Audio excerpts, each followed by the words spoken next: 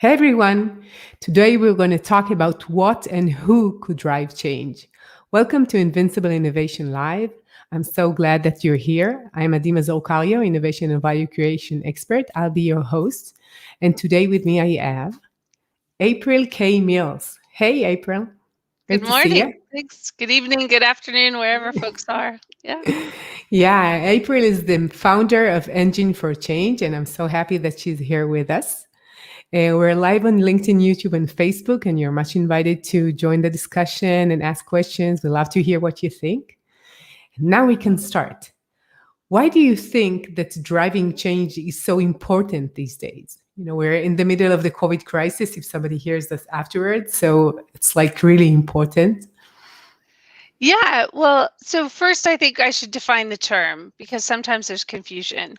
Right. So, what I found in organizations is that we needed a better language around change because good or bad change wasn't really enough to describe it. And so I came up with a concept of driving change, which is choosing a change for yourself and clearing the obstacles for others to choose it too. That lives in stark contrast to what's typical in most organizations, which I call driving people, where we use coercion, threats, and authority to compel others to change. So we need that foundation to really understand that what we're facing in the pandemic is the loss of a lot of those typical methods that people used in organizations to compel others to change. The getting everybody in the room and staring them down, the social pressures and those structures which really reinforce this notion of authority driven driving people. So driving change where you're choosing a change for yourself is so important because now that we're isolated at home, self-motivation and self-enrollment in a change is really what is enabling the things that are still progressing in our organizations to stay progressing, is that I care about it enough to put my time into it, to clear all the obstacles and make it happen. So it's so Yeah. important, especially now for folks to drive change. Yeah. You talk about what is the usual way of driving people. And we have this like hierarchy in a company. There is this manager. Everybody's like, they know when he comes, they know when he sits on the table. And now it's like is in cubes. It's like all the same. So it looks like it's flattening everything because if we don't collaborate and we want to collaborate, it will probably work less, I would say. Yep. Yeah, it's been, I think, a fantastic opportunity. And for folks who were remote from maybe a mostly co-located team, I've heard countless stories where they feel more included, that their voice is heard, that leveling, like you said, is really powerful. And yeah, bringing the boss or the manager into the team more as a member, less as an authority, is always beneficial. And bringing those folks that maybe were distance and a voice on the box on the table, now where we're all equal as our share on the screen, has been Yeah. fantastic. And one more thing, which is really obvious, that there is no gap between the office and our house, our homes. And it's like we all see what's going on behind us, and sometimes someone comes into the discussion. So it's Yeah. it happens a lot to me Yep. in any case. Yep. So how do you see this difference between driving people and driving change? What would leaders need to do in order to drive change? So the biggest difference is that the first step in driving people is often giving an order, right? So this would be the email or the meeting where you pull everybody together and you say all of us, usually they say us, but what they really mean is all of you are going to go do this Yeah. thing or else. How the big contrast with driving change is instead either just starting to do the thing that you want everybody else to do, like running better meetings is a very simple example, or focusing on quality or focusing on safety. You just start doing it as a leader, and then later on, and this could be even the next day, You could say, yesterday when I started our meeting with safety, here's why I did that. I believe in safety. Here's what I'm doing to make us safer. And I'd like to seek all of your help in helping our organization to be safer. That's so much more powerful than a leader showing up and saying, I'm announcing a safety initiative. I've assigned Joe over there to be in charge of it. You all go figure it out.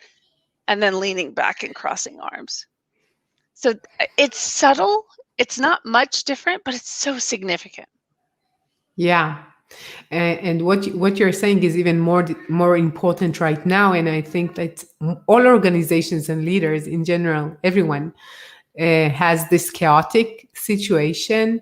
Everything is unfamiliar and unknown. So we need to feel the togetherness in this loneliness, and each one in his home and his context. And I think that understanding that people drive things from within and not because they are told, especially right now, is so important for us as human beings to feel that we have this internal compass that tells us where to go, right? And Yeah. not like, you do that. Yeah, And that agency, that's what I focus on with change agency, is to feel that agency of I can be an agent for the change I want. yeah. And what do innovation leaders should know in order to drive change in their organization? So I think one of the big things for innovation leaders to pay attention to is how they can role model breaking free from old assumptions. Most innovation lies on the other side of a paradigm shift. And a paradigm shift is a lot like a fog that hangs between where you're at and where you want to be. And most folks don't go through that fog. They assume I'm unsure on what's on the other side, so I'll stay with what I know. So innovation leaders who are driving change need to actually explicitly bring up the assumptions they used to have and which ones they've given up and why that's made all the difference. If you think about the great examples throughout history of innovation leaders, there's usually those big assumptions they shifted that allowed them to get that breakthrough result. What if we merge these two technologies together versus keeping them apart, right? The old assumption is they're different disciplines. I merge them, I get something fantastic and new. What if we push recalls to cars instead of bringing the cars to us, right? Those big Tesla changes that are happening. I think that's a great example today of how many assumptions can you just ignore that other people think they can't give up, and how much of a difference does that make? So that's what I'd Yeah, encourage them. yeah, I understand what you're saying, but usually when people are thinking differently or questioning the status quo, it's first it's hard, and they see resistance in other people because it's hard to change. And how could you help people believe that they can pass this fog and go through it, right? Yeah, so that's where driving change comes in. Because if you're driving people, the assumption is if I just order you to give up your assumption, you'll give it up. That's not how it works. Just like you can't order someone to learn. You can order them to go to a class, but you can't order them to learn. So this is very similar. So the way a leader can role model it is to say, here's what I did to get across this. And I'm here to help you through any obstacles if you want to be over there with me too. You can't pull people through this looking glass. I used to joke, don't take people on a forced mission, abduct them like aliens abducting someone. That's what driving people a lot of times is it feels like an alien abduction to people. I didn't want to go. I didn't know where I was going. I think it was all maybe a myth. And then they just returned to where they were with this weird story. You'd much rather have people boarding that rocket ship willingly to that new place. And that's what I think you see in the really successful innovators, not the ones ordering people to innovate, but the truly innovative companies, is they constantly return to where people are and say, here's how I got over there. And if you want to go, I'm here for you. Yeah. It's like being more vulnerable in a sense for a leader, right? Yep. Because he's not like, I know all, you need to go where I think you should go. It's like really questioning what could be done, or what can we do, or what's the right way. Because when you're more vulnerable, I think that you get more cooperation, and people really want to relate, and they feel that, yeah, we are in this together. It's not like you're the smart guy and I need to be with you on it. And what you said about the abduction is something that I really understand. You know, sometimes I come from Israel, and Israel is very like, you know, practical. Let's do things. And because Israelis in general are very proactive, I would say, sometimes not everyone are in the same pace. And Yep. so you need to really take people and just do it. And sometimes it is a bit aggressive in a sense, like because we need to do it, and we need to do it fast and now. Yep. And therefore sometimes it's like a power dynamics within the companies when it happens this way. Yep. And it's a really way of like a very manly way to handle it. Like, this is what should be done. Yeah. Yeah, right. Yeah. Um, do you agree with like what, does it make sense? Yeah, well, and that's why I find that driving change is so refreshing, especially as we're trying to drive for more inclusive organizations, is that I've met countless program managers, project managers, leaders um, that are women who don't feel authentic in demanding and declaring and forcing and compelling. They'd rather partner and go together with people. And they find it's more effective, more authentic for them, but they've lacked a terminology and a validation of this notion of, look, I'm committed to this project. I want you to be committed to, how can we work together? And now with driving change, they have a way of describing their leadership style that contrasts it with a different leadership style and says, mine actually gets better results. And so that, I think, is a powerful alternative. And what's funny is if you look at those strong, manly, maybe official or military-like role models, what you actually see is no matter how brusque or prickly maybe the managers were, the leaders were, the most successful ones are the ones that were so committed to where they were going to. If we think about American generals, right? Patton, MacArthur, the one who wanted to be the first down the gangplank, the first into battle, that's driving change. They could be harsh and gruff and have high standards, but they were driving change. They weren't saying, you know what you men should do? You should go and fight the battle this way. I'll sit back here. So I think we can actually differentiate between those who are just bluster and declaration for others, and those that might be bluster but are out in front with people.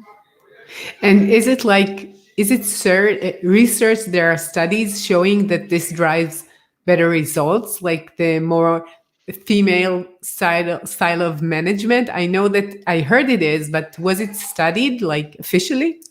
I don't know the latest research on it, but I think you can see through the examples, if you go back and look at different examples in history, armed with these pictures of the difference, right? Of driving people, the coercion, the threats, the compulsion, and the driving change, the choosing it for yourselves.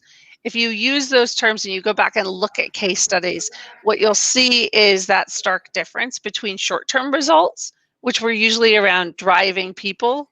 I got them up the hill once, versus the long-term and sustainable and repeated successes of driving change, where the person is more committed than all the people they're asking to commit with them to the initiative. And that's, I Yeah. think, what the difference usually ends up being with founders versus second or third CEOs. Because the founder, obviously, if they've founded something, is more committed to this mission than all of the employees that they hire on after them. But then you get to the second and third, maybe CEO, and it's their job. And so they think their job is to tell the people in the organization what to do. And you see this degradation of that capability. in what used to be a very innovative company. And I'd argue it's because there's less driving change and more driving people. Yeah, makes sense. So, what is the best way to handle a crisis, and how can we grow in these challenging times? So, the best way I think to handle the crisis is to gather up the learning you're getting and declare it and share it for how it's changing you and how you show up, because that gives permission for others to notice the change too and craft their own path through it. So oftentimes if folks try to pretend, oh, I knew all this was coming all along, the veneer on that is thin, and reality breaks through.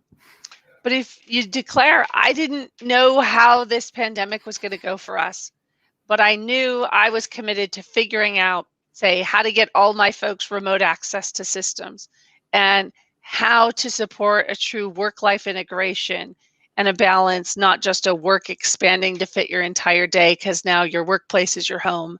So work grows instead of home growing. And the more folks do that, I think the more they'll draw their employees and the others in their org to them. And as we go through crises, it's important to feel those bonds and connections. And I know that driving change creates those much stronger than driving people. Yeah. But you mentioned lots of things that are related to emotional connections and talking to people, understanding how to move people. And it seems to me that many leaders are really good in numbers and in business and how to network well and maybe do business with other like leaders.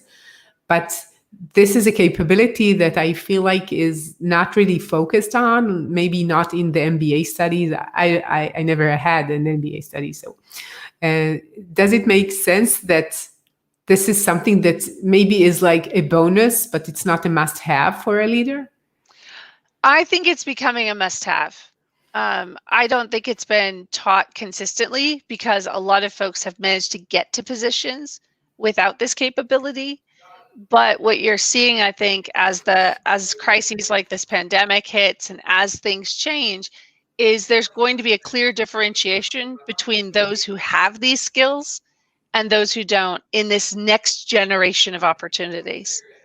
Because forming a connection is so vital in a connected world.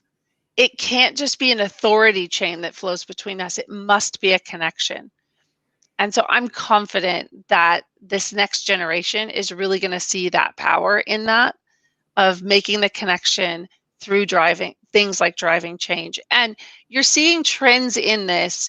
If you look at Seth Godin's Alt MBA, his focus there in that program, and I was lucky to go through it last year, is on what he calls real skills. And I love that because I've always opposed this concept of soft skills versus hard skills. It dismisses so many things that are vital through a negative connotation of soft instead of hard, especially in technology companies. Right. And so this shift from soft skills to real skills, these are going to be the differentiators, because these are the things you can't outsource to a computer, to an AI, to connect, to comfort, to understand, to work together in that symbiotic way of connection emotionally, where folks can understand how I'm invested myself in something and how they're invested, not financially, but personally, with something I won't get back. That time that I invest, you never get it back. So it's a very important and precious commodity. So I'm confident that's where it's going to go, because the results just won't be there if you just stick to the mechanical side of life. Yeah, I agree. And I think it's connected to two things. One is, like, I read, I think 10, 15 years ago, a book about left side and right side brain. And I think it's Daniel Pink's book. And it said that these capabilities of being a more emotional, connected, intuitiveness, creativity, and so forth is going to be more important. And I think we feel it right now. And another thing that comes to my mind is the fact that, the commitment between an employee and his the way in where he works is not as strong in the past. Like my father, he worked like 20 years in the same company, and today the companies are failing much before than a very like it was 50 years, now it's like 70 years old to be done with the company. But more than that, employees are moving really, really fast. I think that in tech in Israel, 1.5 year is like, yeah, that's the average. It's like if I don't feel connected, and when I work at home, I don't go together to eat lunch, I don't come to the offices, I don't see everyone each day, just, like talking next to the coffee machine. So it's even less connected. Yep. So if we don't see that, at least that there are people there, like I will go with a place that maybe gives me more benefits, and that's it. I don't need to stay here. Yep. It becomes transactional, right? Yeah. Versus that connection. And what's fascinating is most of driving people, this coercion, this threat, this compulsion is based on the notion that I can ostracize you if you don't cooperate. I can hold it against you long term if you don't get on board. So you used to hear people say, oh, you don't want to make that person mad, because they're going to be around for a while. Well, you're seeing what I call these half-lives of positions that are shrinking. So where it used to be, I might want to make sure I make you happy because we might work together for the next 20 years. So I'm not going to burn a bridge here, not complying with that as my long-term goal. But if I'm only going to work with you for a year and a half, what does it bother me to tell you no? And if the job market's strong and I know I can get a job anyplace else and I don't understand the change you're making, I'm not going to put my precious time into it. And so that's where I think in a lot of cases, driving people is breaking, but Yeah. folks don't know what to replace it with. And that's why I'm really passionate about getting the message out there about driving change is most folks drive people because that's what they've seen modeled to them. And that's all they've ever done. And they don't have a name for it. And they don't have a name for something else. So if I can give them something else, they can make a more powerful difference, even in a transactional world, because I can say, look, if you're only here for a year and a half, or you're here for 20, I'm passionate and I'd love for you to go with me on this journey for as long as you're here. You're going to get a Yeah. lot more out of a transactional employee that way than you are by saying, well, I only have 18 months of orders to give you, so here's a stack of things to do. Proceed. Ugh. Yeah. Yeah.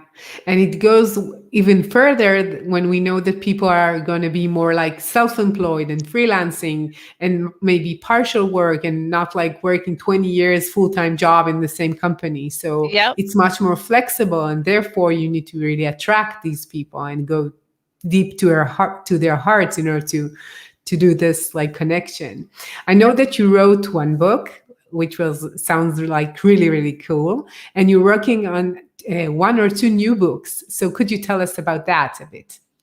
Yeah, so my first book was and Everyone is a Change Agent, and that came out in 2016. And now I'm writing a book called Change Tactics. And what it includes is 50 simple tactics that people can use to implement driving change in their life, in the way they're working, in their organizations. Trying to really help people have a new tool set, because so many of the things we do in organizations are built on a foundation of driving people. This is how I give the order. This is how I sustain the order. This is how I check on the order I've given.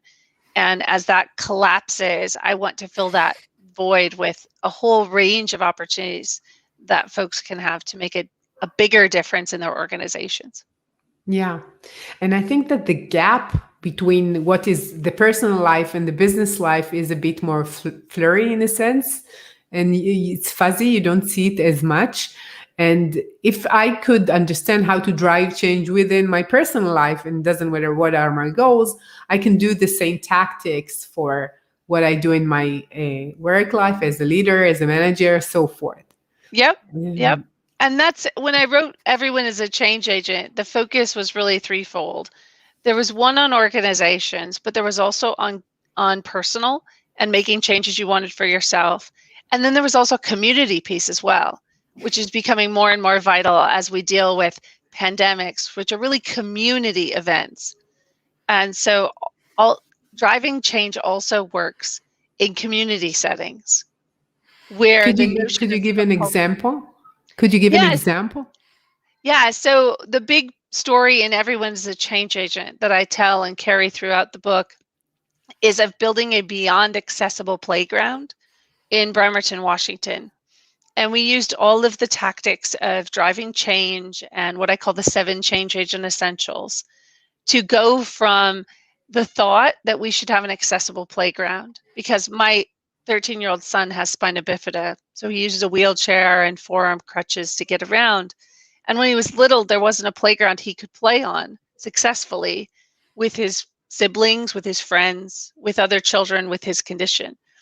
And so a few of us mothers got together with a few community members, and we approached the city and said, we'd like to partner with you to bring a playground like this into our community. And over the course of 3.5 years, we raised $550,000, and we Mm. installed a 9,000 square foot accessible playground, the first in that region for children with special needs. Wow. And it's a phenomenal example of how, with an intention and a willingness to overcome the next obstacle and then the next obstacle and then the next obstacle, we made it so there weren't any obstacles for those children between their want to play and their ability to do it. Yeah. And the tactics in that book are available to everyone. They're not country specific, region specific. They're human to human. And so we all have an opportunity to be change agents. Yeah, it's a wonderful story.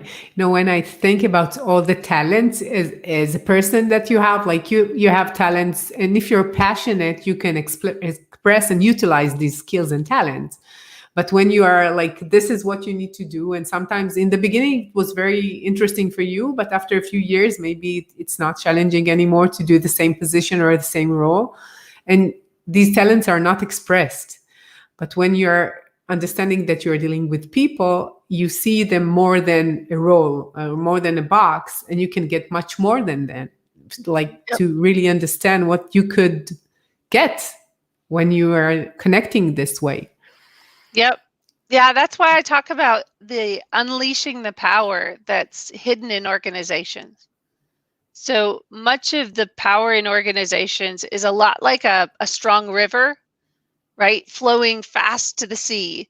And what we've learned over the course of the past 2 centuries is we can actually harness that power and turn it into hydroelectric power, right? We harness the energy in the falling water and the flowing water to achieve amazing results. And it's the same thing in organizations. Everybody shows up, whether it's online or in an office, with an amount of potential energy every day. And I find most times that energy is wasted and dissipated in friction and frustration and compulsion and conformance. This is why we talk about covering. We talk about people not showing up at 100% in their authentic self. All of those are deficits on that energy. What driving change does is unleash that by partnering it up with someone who's already passionate and saying, if you're passionate about this too, come join me. And you see a wave of energy sweep across organizations as they adopt this concept. Yeah, it really makes sense that once you feel empowered, you can really express your powers, right? And Yep, once you feel that you're like a victim, like you say, oh, okay, I cannot do nothing. I'll just, yep, pass my days, pass my hours till, 5 o'clock, I can go. And, it's like when you think about it, it's like everybody would like to express his capabilities. Like we aspire to have the option to take all our talents and just to express them. And it's like when you pass on and distribute the power, like it's not me going down, it's like a net. yep, And that way we can achieve much more from each other, I guess. yep, yep. Yeah, it's phenomenal. Yeah. How could companies update their cultures toward innovation and these changes? I think one of the big keys is to look more for opportunities to actually help folks learn about driving change so that they can get engaged and involved. The problem with most innovation programs in companies is that they're based on driving people. So though they'll ask maybe the employees for ideas, the employee then shows up with an idea and in effect tries to almost play act at being a senior leader. They'll go, here's my idea, so you have to do this on this agenda, otherwise you don't really care about this. And they cross their arms and they get frustrated and grumpy. And then the leaders don't like that because they don't want to be treated that way. That's why they aspired to be managers, so they could stop having to take orders and they could start giving them. And so usually we ask for innovative ideas. The people show up to drive the innovation program through finger waving. The innovation program doesn't like it, so then they diminish it and the whole program collapses. But if you center your innovation program around driving change, you say, if you're passionate about something, I want you to show up with that idea, and then I want to partner my capital or my allowance of time or something else with your idea, and then you drive it. But here's the deal. You have to get people to join you. You can't order anybody to do anything for you. And that subtle shift is so amazing for folks because it breaks them out of this notion of, if only everyone would obey me, I could get my outcome. And it helps them realize that that's not how it works in the market. That's not how it works in growing a business. And that's not how it works in generating and sustaining an innovation. You really need someone who's passionate, who can get others passionate about it, to buy it, to use it, to help you improve it. And so setting a groundwork of an innovation program on driving change will produce an amazing difference in your organization. I think that what we are talking more or less about is about the power dynamics within a company, and maybe make it less harsh and more flexible and more distributed than really focused on these leaders or managers doing the work. Yeah. And I think it's a really great way just to see even the world, that it's not like this person, he has the power, he calls the shots, and I need to, I know, go and do what he says, or I'm influenced by someone and I need to do what they believe. It's like I'm a power station myself. Yep. I can create what I want. Yep. So what is your number one tip for innovation leaders? I think my number one tip is for them to talk about how they generate energy in themselves towards their innovation. Because what that'll show folks is that great innovation leaders didn't start as the heads of companies. You don't not be an innovation leader and then you're CEO and then you start innovating. You have to build the capability to do that all along. When I worked for the Navy, they'd talk about you need to lead like an admiral when you're a lieutenant, not in terms of the authority to compel, but the responsibility and the ability to demonstrate your willingness to make bold decisions, to take action, to lead from the front. And that, I think, is the big opportunity for so many innovation leaders, is don't let people look up to you at the end of your career. Show them the stories of your first tries and your second and your third try, because they're comparing themselves against your end, not your beginning. And they're thinking, I can never compete with their end, so why even start? And there's so many more innovation leaders out there. If we just remember that all of them once were not a founder of a company, or not a senior executive, or not an admiral. They all started someplace else, and I can aspire to be that person first and then work my way up from there. Yeah, especially when you think about entrepreneurship, which is like, I think it's a wave of failures, one after the other. I think that Churchill said that not success is staying energetic between failures, or something like Yep. that. I don't, Yep. right? Yep. And I think that this is connected. Yep. So it's been such a pleasure talking to you, and I think we could continue, like furthermore. And Yep. where could people hear more and buy the book and contact you? So the book is available at most online sellers. So Everyone is a Change Agent is the title. And then I've also got a blog and website Engine for Change with hyphens. So it's engine and then a hyphen, for-change.com. And then I'm also Engine for Change on Twitter. I'm on LinkedIn. Include that K, the April K Mills, then you'll find me. You Google April Mills, lots of people come up. You Google April K Mills, you'll find me. And I've also got a YouTube channel, youtube.com/April K Mills, where I've got a wealth of keynotes I've given over the years and lots of content. So really look forward to connecting with so many folks. Sure. Sure. We have like a small comment before we go. Well said. Personal innovation engagement is a small plant growing. I really Love love it. that. Love Yeah. it. So I don't know who said it, but thank you for your Yes. thinking with us. And to all of you change makers out there, thank you for joining us. I would love to see you next time. You're much invited to go to invincibleinnovation.com and hear more. I want to thank you again, April. It was lots of fun and a pleasure for me. And Thanks for having I me. Really appreciate it. sure. And thank you. Have a great day. Bye Thanks. bye. Bye.